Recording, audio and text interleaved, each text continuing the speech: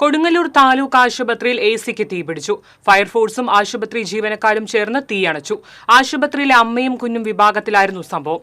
എസിക്കുള്ളിൽ നിന്നും പുകയുയർന്നതിനെ തുടർന്ന് ജീവനക്കാർ മുൻകരുതൽ നടപടികൾ സ്വീകരിച്ചതിനാൽ കൂടുതൽ നാശനഷ്ടങ്ങൾ ഉണ്ടായില്ല. പിന്നീട് ഫയർഫോഴ്സ് എത്തി അപകടാവസ്ഥ ഒഴിവാക്കി.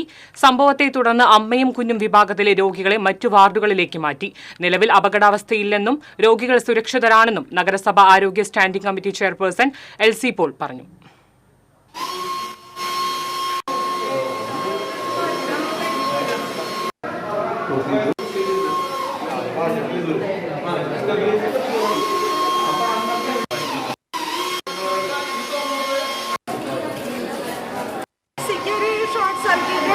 ചെറിയൊരു പുക വന്നു.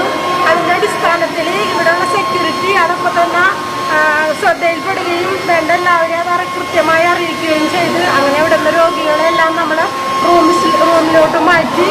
വലിയ പ്രത്യേക വിഷയങ്ങളൊന്നുമില്ല. ഫയർ സർവീസുകാർ വന്ന് ആ പുക ക്യാച്ച് ചെയ്തുകൊണ്ടിരിക്കുകയാണ്.